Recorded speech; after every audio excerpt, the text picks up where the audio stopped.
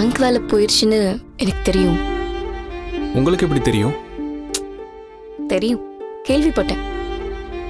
ரொம்ப கஷ்டமா இருந்துச்சு.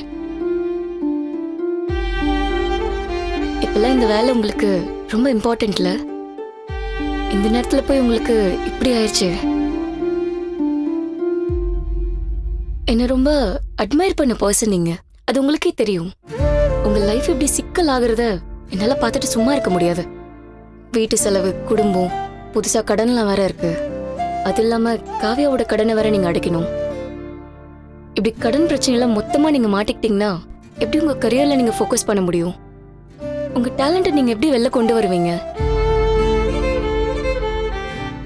நீங்க கஷ்டப்படுறது என்னால இப்படி பார்த்துட்டு இருக்க முடியல. நீங்க இதுல இருந்து எப்படியாச்சும் வெளில வரணும்னு நான் நினைக்கிறேன். ஒரு நிமிஷம் இருங்க.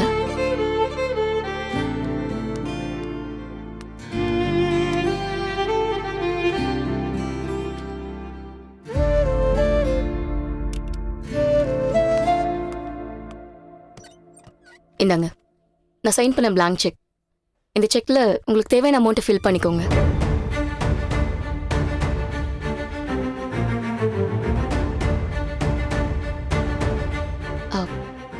ஆனந்த், கொஞ்சம் வெளில இருக்கியா ப்ளீஸ்?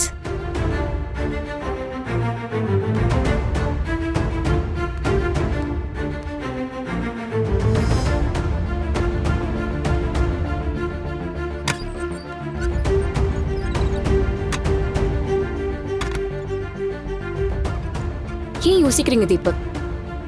ஒரு ஃப்ரெண்டை ஹெல்ப் பண்றேன்னு நினைச்சு வாங்கிக்கோங்க. இதை பண்ண கூட எனக்கு உரிமை இல்லையா?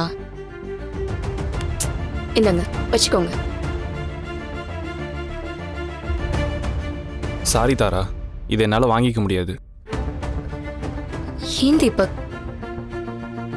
ஏற்கனவே நான் உங்களுக்கு ஒரு கமிட்மெண்ட் கொடுத்து அதை என்னால் பண்ண முடியல. என்கேஜ்மெண்ட் வரைக்கும் கொண்டு போய் சில விஷயங்கள்லாம் நான் பண்ணியிருக்கவே கூடாது. அதுக்கெல்லாம் நான் இப்போ ரொம்ப ஃபீல் பண்ணுறேன்.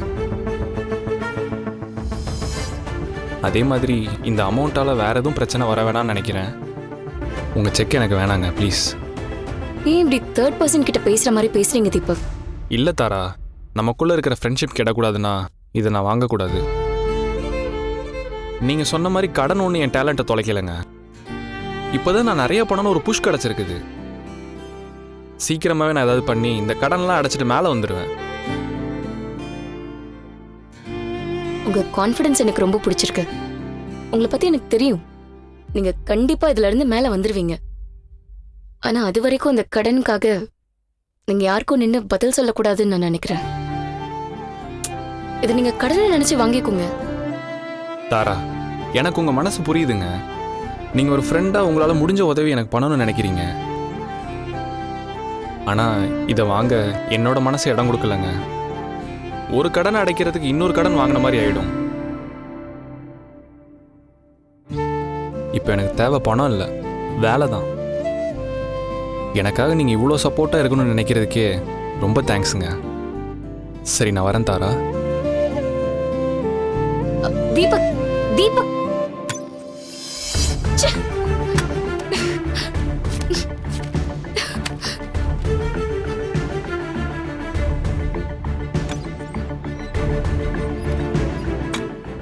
என்ன செக்கை வாங்கிட்டு போயிட்டானா? எவ்வளவு முடியுமோ அவ்வளவு ட்ரை பண்ணிட்டேன். ஆனா அவர் வாங்கிக்கவே மாட்டேங்கிறாரு. இப்ப எதுக்கு அந்த ஆளுக்கு நீ இவ்வளவு பெரிய ஹெல்ப் பண்ற? எனக்கு புரியவே இல்லை. எப்படியாவது பணத்தை கொடுத்து தீபக்க கடன்காரனாக்கி ஏன் கண்ட்ரோல்ல வச்சுக்கலாம் நான் பார்த்தேன். ஆனா தீபக் என் டிராப்ல மாட்டல. சரி, இப்ப அடுத்து என்ன பண்ண போற? இரு, தீபக் என்கிட்ட தானே பணம் வாங்க மாட்டேன்னு சொன்னாரு. ஏற்கனவே பணம் கொடுத்தவங்கள வச்சு தீபக்கு பிரஷர் கொடுக்க வைப்போம்.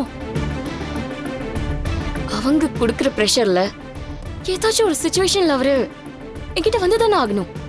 அப்ப பாத்துக்கிறேன்.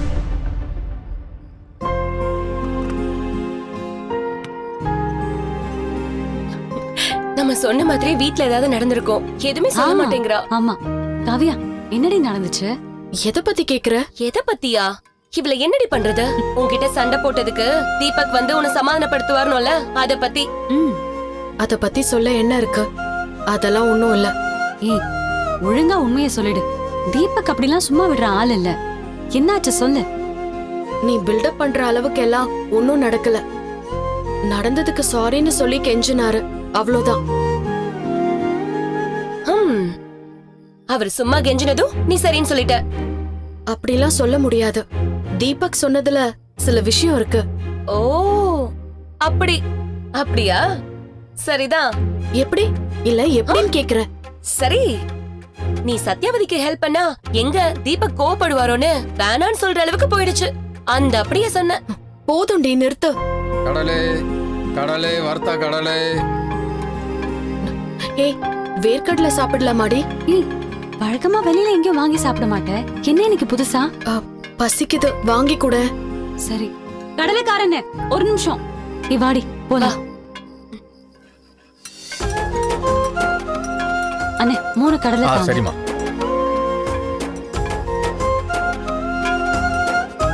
ஏய் நீங்க போங்க, நான் பே பண்ணிட்டு வரேன். சரி இந்தாங்க. வா. அண்ணா இன்னும் 3 கொடுத்துருங்கண்ணா. என்னடி இவ்ளோ வாங்கிட்டு நீ தானே வந்திருக்க? பசிக்குதுன்னு சொன்னேன், இந்தா சாப்பிடு.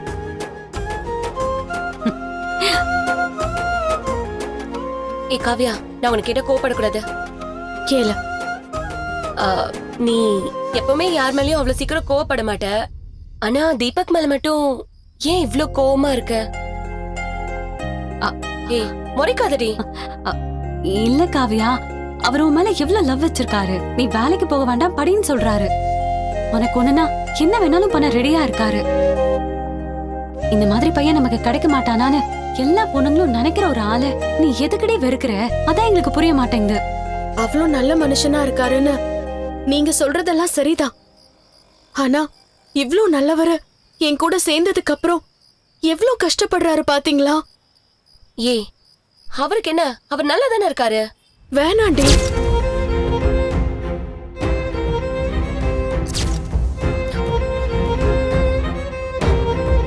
அவங்க சொல்றதெல்லாம் ஒரு விதத்துல சரிதான். எவ்ளோ பெரிய லைஃப் அவருக்கு கிடைக்கிற மாதிரி இருந்துச்சு. ஆனா எனக்காக தானே இவ்ளோ கஷ்டப்படுறாரு. எனக்காக யோசிக்க போய் தானே எல்லா பிரச்சனையும் வந்துச்சு. என்னால என் வாழ்க்கையில இருக்கிற பிரச்சனையே தாங்க முடியல. இதுல இன்னொருத்தர் வாழ்க்கையில என்னால பிரச்சனை வருதுன்னா அதை விட அது பெரிய கஷ்டமா இருக்கு.